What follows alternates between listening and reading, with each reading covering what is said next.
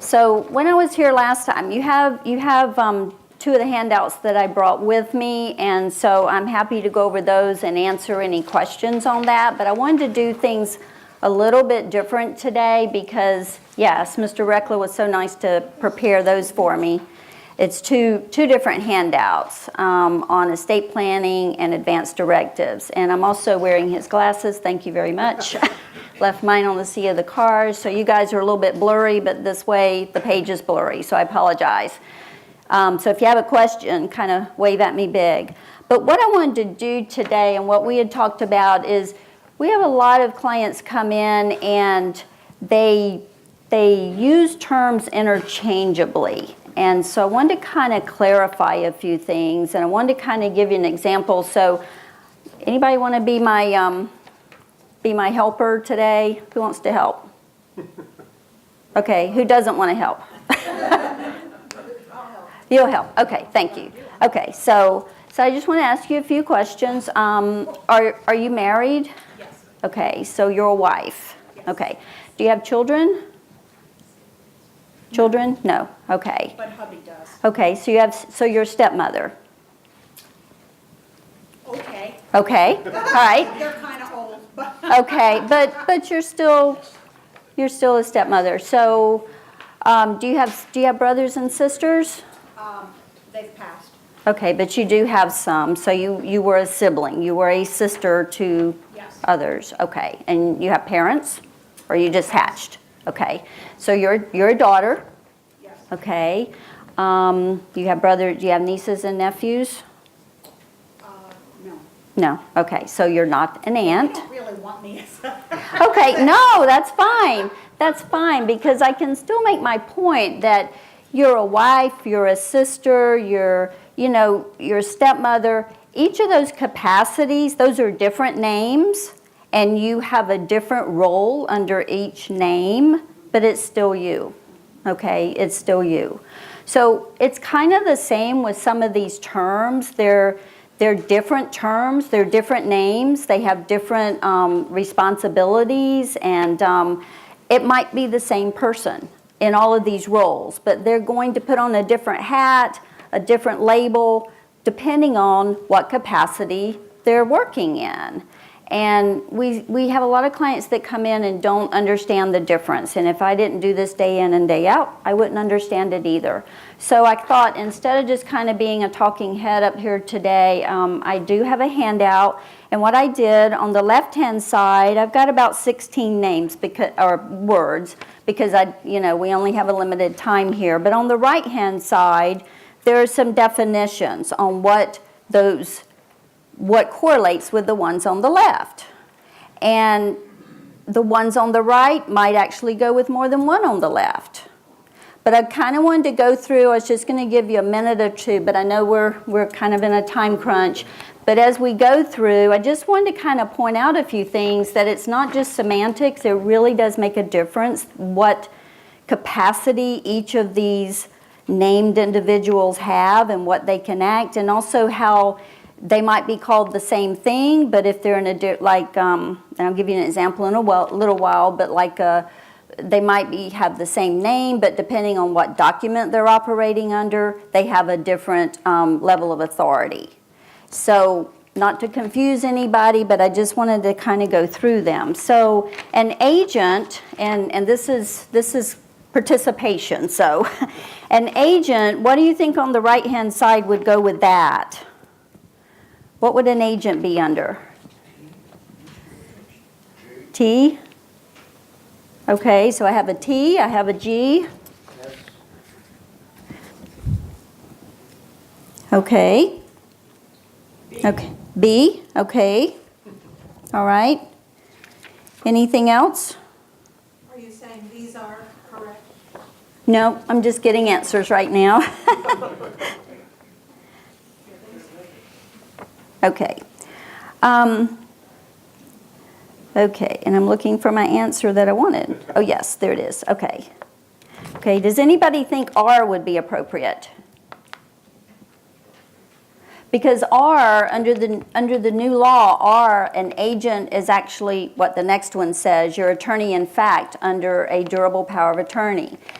It can still be called the attorney-in-fact. That's not a problem, but technically under the statute, it's now called an agent. Whoever you delegate in your durable power of attorney to make financial and property decisions for you, that's your agent. But it could possibly also administer a trust, which was T. S, your agent does hold a position of trust. And the other one thrown out was G, which is person named on power of attorney. I have that twice, so that's correct. Who got that? Who said G? You did. Very good. Pardon? Okay. Okay, so keep track of the ones you get, okay? Okay, so attorney-in-fact, we just covered that one a little bit because that can also be known as an agent, okay? So a grantor, what's a grantor? Anybody know? You see that on the right-hand side? One that grants. One that grants, that's good, okay. Like a hopper's one that hops? Anybody see grantor on the right-hand side? Oh, okay, that's okay. Anything else? O and F, very good. Those are the two. And that's a situation where a grantor, if we have a deed, the grantor is the person who's transferring the property. Whereas in a trust, a grantor is the person setting up the trust. And it's not on the list, but the person setting up a trust could be a grantor, or they might be referred to as a settlor, S-E-T-T-L-O-R. Grantor, settlor, same thing, different name, but same capacity if you're setting up a trust, but you don't have a settlor on a deed. You have a grantor who is transferring that property within the deed to someone else, which would bring us to the next one, which is grantee. The grantee is the person who receives the property. And that would be number, where is that? C. Oh, it didn't shuffle that one much, did it? Okay, so that would be C. Now, fiduciary, what's a fiduciary? That could be a lot of them, couldn't it? Because a fiduciary is someone that stands in a position of trust, a person you name that's going to act for you, and they have an obligation to act in your best interest, to protect your assets, not to misuse them or use them for themselves. It's someone that you've got to have a great level of trust in, that they have a fiduciary obligation to you and possibly to your beneficiaries if we're looking at a trust or a will situation. Okay? Any questions on that? No? What? They administer the will like a deed.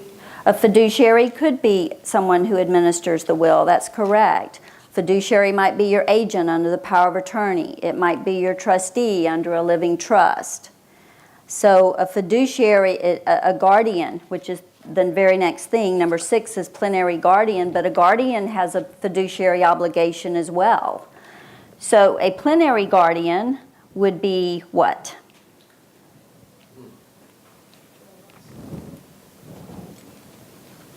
Okay. S.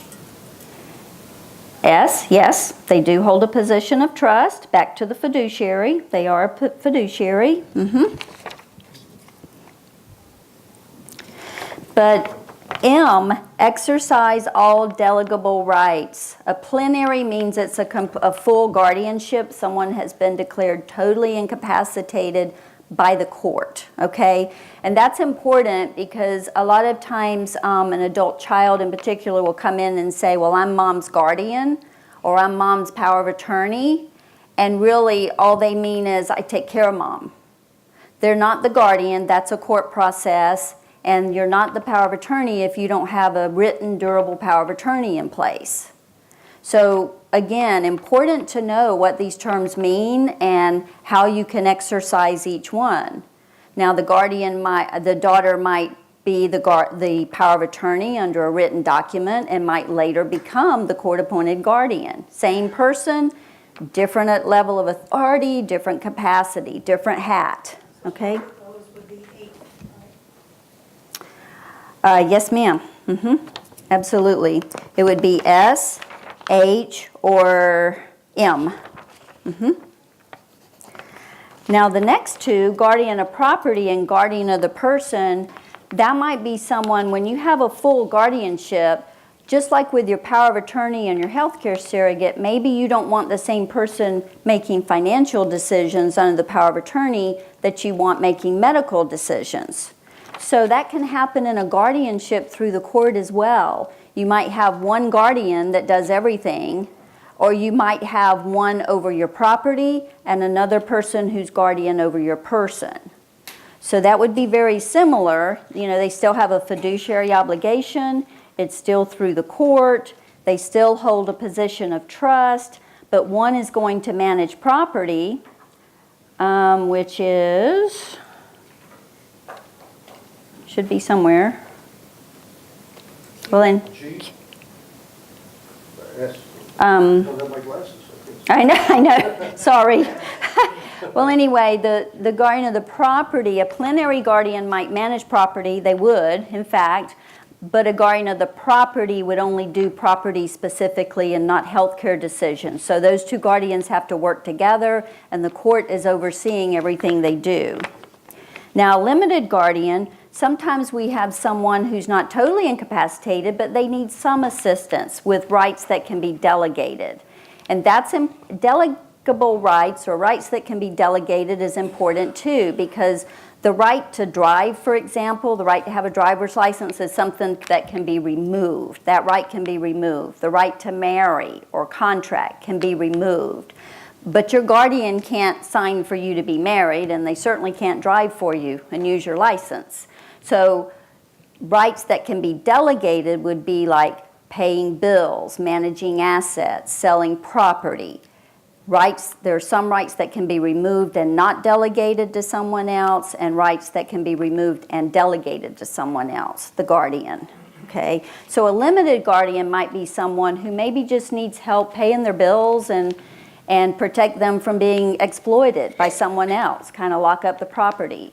Or maybe they just need assistance with their social environment or determining their residence, things like that. So it doesn't have to be a plenary or full guardianship.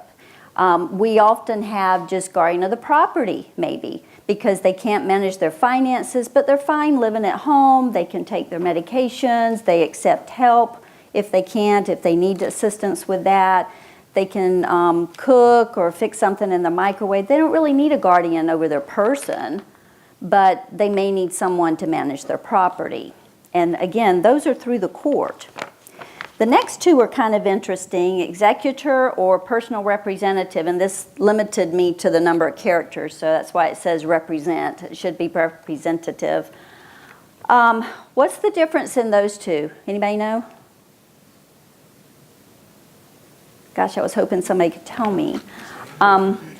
They're the same thing. So the old term was executor if it was a man, executrix if it was a woman.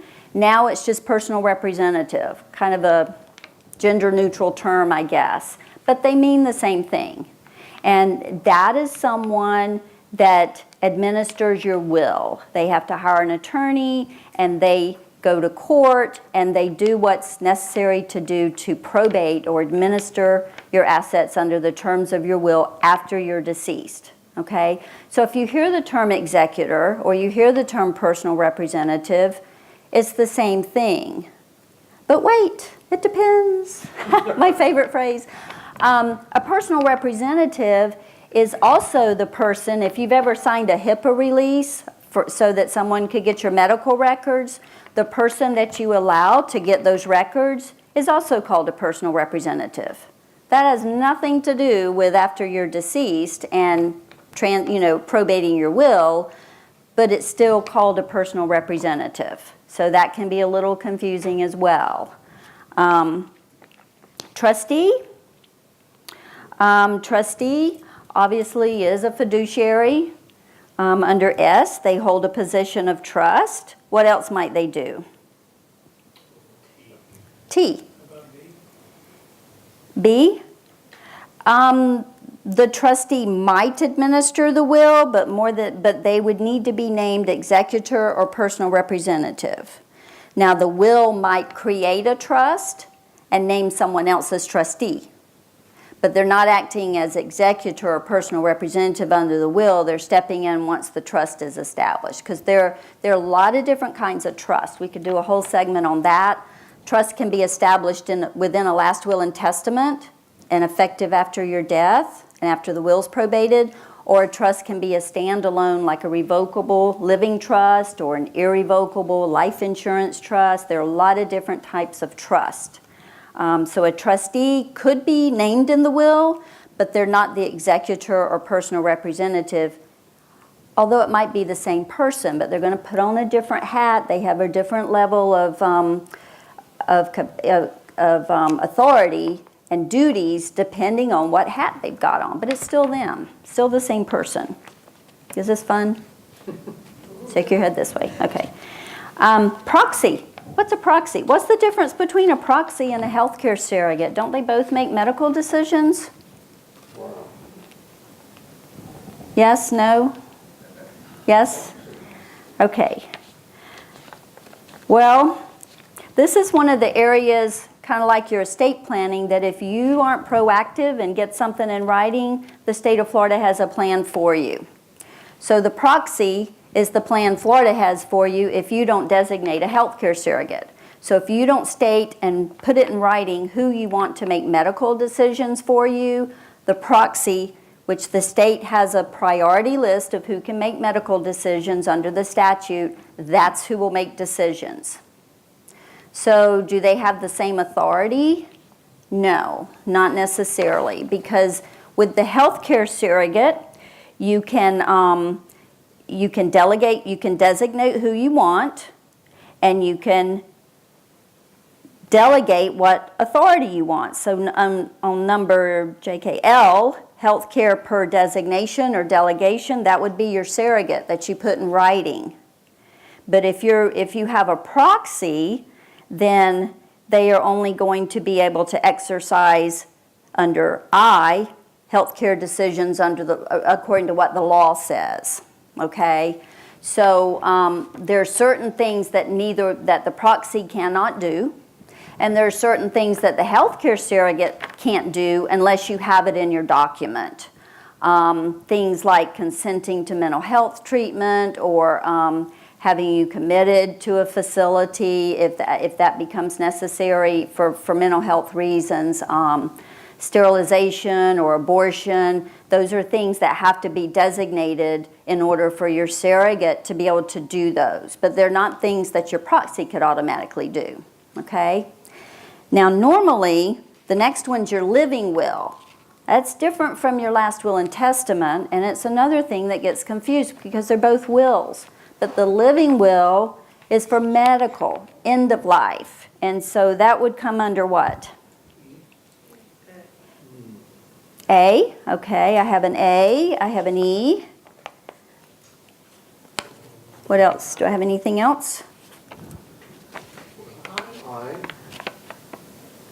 I, okay. Anything else?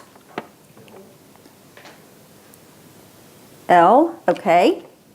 Absolutely could be.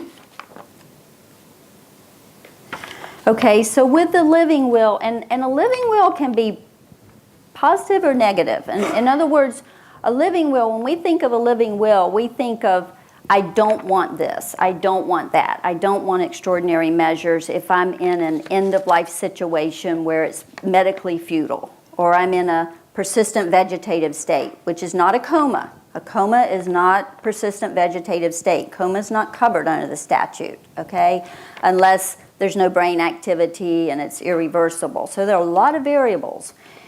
And whoever's going to carry out your living will, which is probably your healthcare surrogate, needs to know what your wishes are, particularly if maybe you've been diagnosed with some specific condition. You might want to discuss that with them and with your doctor, so your healthcare surrogate and your doctor kind of know when you would feel like enough's enough. If you're not able to make that decision yourself, they know what your wishes are. But with a living will, A, absolutely. that is end-of-life instructions. So while they might do E, which is resuscitation, that might be part of it, because with a living will, maybe you don't want to be resuscitated, okay? That could be an extraordinary measure, that if you're at the end of life, you don't want to be resuscitated, you would just like to be able to go on and not have to endure that. So the next one we had was I, healthcare decisions per law. Yes, absolutely, it's a medical healthcare decision, but it's an end-of-life decision. So again, you might name a surrogate to make the end-of-life decisions that is different from the one you want to make your day-to-day decisions, because sometimes the one you want to go to the doctor with you, talk to the doctor, explain things, knows your wishes day-to-day, might not be able to make the decision even for you, even though it's your decision. They might not be able to sign on the line to say no more treatment. If they can't, don't burden them with that. That's too traumatic and stressful. You can name someone else. Doesn't have to be the same person. Or name two people. But make sure they get along and that they know your wishes. So the next one we had to guess was L, which is health care per designation. Again, end of life, not day-to-day health care, but absolutely you want to delegate and designate who's going to honor those wishes, whether it's I don't want any treatment, or whether it's do everything possible, freeze me, I don't care, do not stop treatment. So it can be that way too. We just don't usually think of it in those terms. So you want these documents customized for your wishes. That's kind of a platform I kind of get on my platform on that, because I want your wishes to be honored, because what you want may not be what I would choose, and what you want may not be what I choose. Might not be what your child would choose, but it needs to be what you want, not what anybody else thinks is right. But we need to know what that is. The last one on here is a DNRO. Anybody know what that is? Yay, okay. Do not resuscitate. How is that different from the living will? Well, for one thing, it's a separate specific document. Absolutely. It is a separate specific document. What else? Why is it separate and specific? There's certain regulations. I mean, it's got to be on the yellow paper, and it's got to be signed by certain people. Absolutely. And I'm going to sit down now, and this lady's going to come up, because absolutely, you are 100% correct. The DNRO, the Do Not Resuscitate Order, is just for resuscitation, CPR, if you go into cardiac arrest. And it does have to be on a special bright yellow piece of paper. So it's separate from your living will. And it's signed by you or your surrogate. Your surrogate in writing, you can give them authority to sign a DNRO, but your healthcare surrogate designation is not a DNRO. Does that make sense? Your surrogate can sign the document for you, but they have to do that. It is a separate document, so you're absolutely correct. Your doctor also has to sign it. And so normally someone who is not already in a terminal or end stage condition, most of the time we would not want a DNRO. But if it came to that, we would want someone to be able to do that for us if we can't do it ourselves. If you can sign it yourself, you can certainly sign it, and your physician would sign it as well. But those of us who are healthy and still have a life expectancy as far as we know, it's not something we would rush into signing. So it's a really important distinction, okay? And then I ran out of terms. I could have had like 10 pages of them, but I knew we'd be running out of time, so I just wanted to, what are your questions either on this, on the handouts? I'm here to answer any burning question you have, and I'll try to make the answer not be, it depends, although it probably will be, it depends. Like Mr. Reckless said, let's don't share specific personal information in this group setting because there's so many variables as well, but I'm happy to answer any questions. We're an elder law firm. We do estate planning for all ages of life. We do powers of attorney, living wills and healthcare surrogates. I like those documents to be customized, and we do them for different faiths. Different faiths have different requirements that they want in these documents. Maybe they're Jewish or Catholic or whatever, or just a personal thing that they want or don't want. You want to make sure that's in writing and that it's your wishes that are known. So I think I can give you these back. Thank you. I won't have to read again, but I know I should wash them. Thank you. What's really bad is I have a contact in too, but anyway, so you want to make sure these are customized. So no matter where you go, read these documents. They're not all just boilerplate. They look like they are, but they need to be customized to what your wishes are. One of the recent changes in the statute on healthcare surrogate designations, and that's probably covered in the other handouts that were passed out, you now have the ability to choose whether you want your surrogate to be able to make a decision now, or whether you want the doctor to have to document your file that you do not have the capacity to understand and make your own decision. Now, when I first saw that statute, I thought, this is terrible. I just had visions of the family out in the hall saying, I don't care what she says, stop it, or yes, keep treating, when really mom doesn't want that. But in reality, most of our clients choose to have it effective immediately because they don't want their surrogate to have to go through the doctor to figure out, do I understand, do I not understand? They want them to be able to communicate and help make a decision. You can override it, if you have the capacity, you can certainly, it's still up to you. But I just wanted to point that out, that is a big change that took effect about 1.5 years, 2 years ago. And I've kind of changed my thought process on that just based on the feedback I'm getting. Some of the documents you may see don't have that language, and it's probably because it is a fairly new change. We had a question back here, Ms. Shea? Where are all these forms? Who fills them out? And what happens if, say, if the hospital holds them and you go to the hospital here and you're in an accident? Okay, and you're in an accident down in St. Augustine. They take you into St. Augustine's hospital.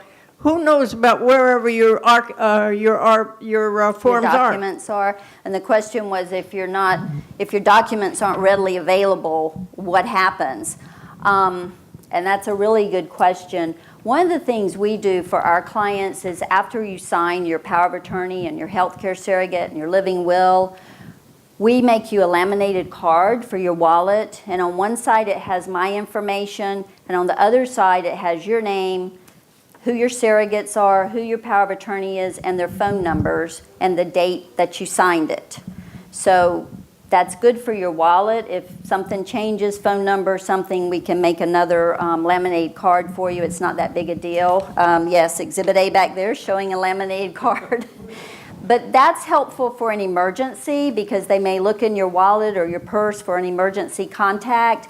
And if they contact us, that's one reason we put it on our card, and you're in an emergency situation, or even if you're just at the doctor and you don't have it with you, we can fax it over because we will have a scanned copy of that in our computer and in our directory. We used to have files. Now we're going more and more paperless, which is difficult for me. I like paper, but we have often done that. Email it to the doctor, scan it.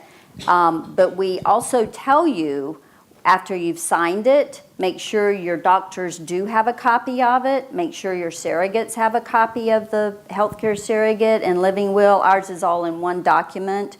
It can be separate, doesn't matter, but for us it just seems easier to do it all in one because most people do name the same person for living will as they do for healthcare.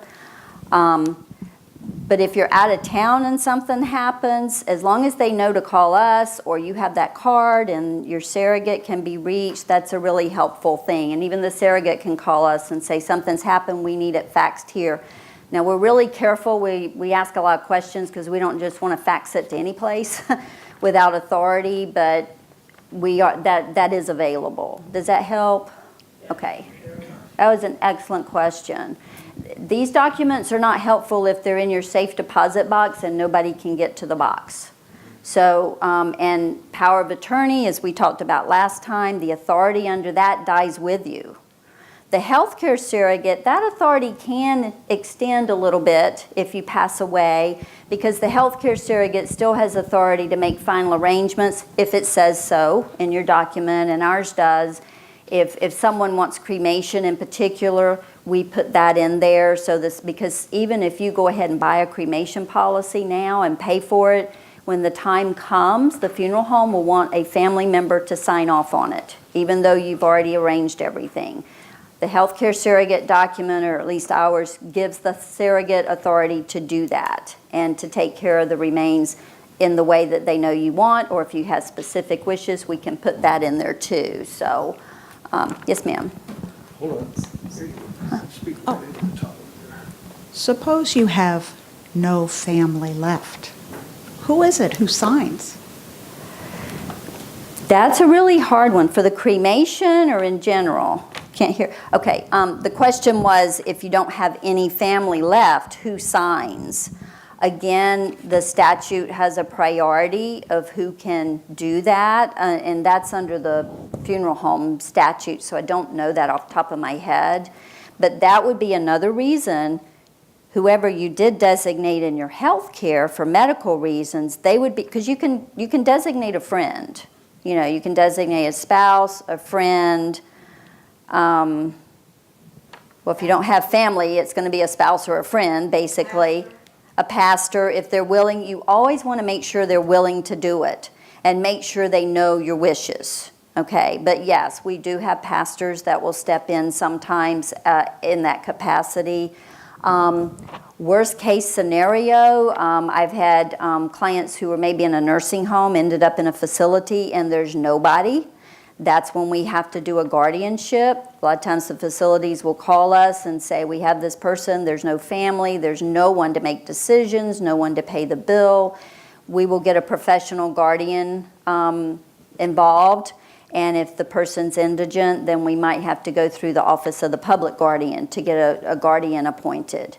And at that point, you've got someone that doesn't know you or know your wishes as far as medical. They can do the best they can because they're really acting in a proxy situation.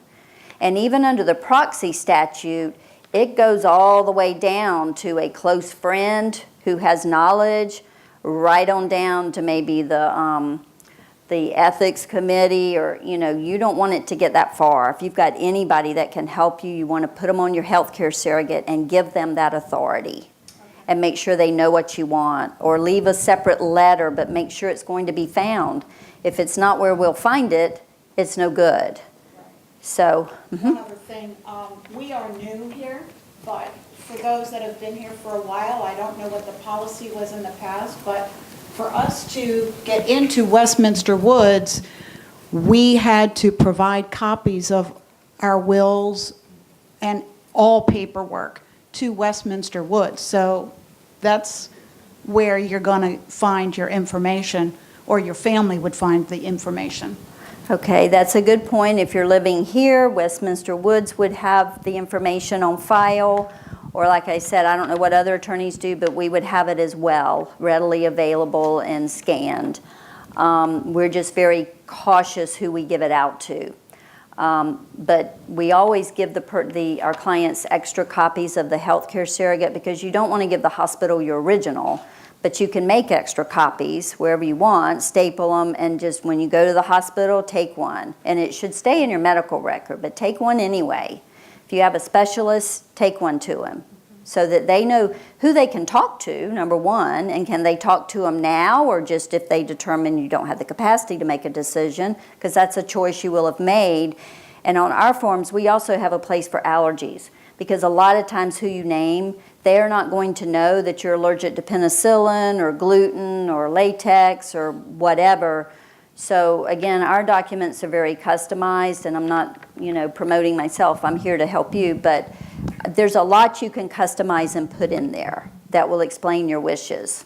So Yes, yes, ma'am. Okay, we've been Hold here on. for almost 9.5 years, and they do not have a copy of our will. They and don't? stuff. No, so I don't know if So that's you something new. slipped they under the started. radar. I don't know. It may be a new It requirement may. that they have, so I'd go to Danny and tell I- her that you want to put copies in there. See if I can squeeze I think back that's a here. new requirement. And your family needs to know where the originals are. The comment was that if you've been at Westminster for several years, they may not have a copy of your will. We But, gave a copy to our older daughter. okay, does she know where the original is? Because at the time of need, she's going to need that original, not just a copy. So, okay, another question? Well, it's just kind of a point related to all of that, too. You know, if you give your various doctors copies of this, keep in mind, if you change something, you need to update everybody that you've provided a copy of. Absolutely. Absolutely. Just to reinforce the thing about the laminated card, this has not only who I am, but it has my power of attorney and my healthcare surrogate name and phone number on it. Right, and the So- date you signed everything. Yeah. Yes. So just handy little thing. Any other questions? Actually, I have a question, too. It's easy to find financial type trustees. You know, Okay. banks, brokerages, all of that. But are there professional guardians of the person type? Did And everybody how hear do the you go about question that finding them? you might be able to find a trustee, but regarding your personal being, how easy is it to find someone as a guardian for yourself? There are, they call them care managers usually. A guardian, remember, is through the court. Okay, so you want to avoid court if you can. But if you can't, you may have a professional guardian. But there are also guardians, there are professional guardians that we can do what's called a declaration naming pre-need guardian. That's someone you're telling the judge, if I ever need a court-appointed guardian, this is who I want. And that way the court's kind of overseeing them. But there are care managers, geriatric care managers, who will meet with you, get to know you. They have a questionnaire, a checklist of your wishes and your background, and then they can serve as a healthcare surrogate. That's going to be more expensive, and they may or may not be on call 24/7, but at least you have someone. And usually you would want to name that person in a pre-need guardian as well. And all of these documents, because this lady brought up a really good point, all of these documents can be revoked or changed. And so if you do that, you have to let everybody know that happened. Because otherwise, they may find an old document. And we have that a lot of times. A client will come in and they've got 4 different sets of documents, and they're all different. They name different people. One was done in 97, one was done in 2000, one was done in 2001, and they have no clue what they have. So we kind of have to sort through it and say, well, this one's no good, this one's no good. Oh, that one looks good. Oh, but it's not signed right. So you want to make sure they're current. They don't expire, but they can time out, so to speak, because life happens. And maybe who you named is now deceased, or they moved away. You're no longer friends with that person, or you're estranged from that person. When life happens, that's when you want to take them out of the drawer, see if they're still relevant, still name who you want, still express your wishes. If they do, put them back up. But you want to make sure they're where somebody will find them when the time comes. I know I'm running out of time, so I could really talk all day, but I promise I won't.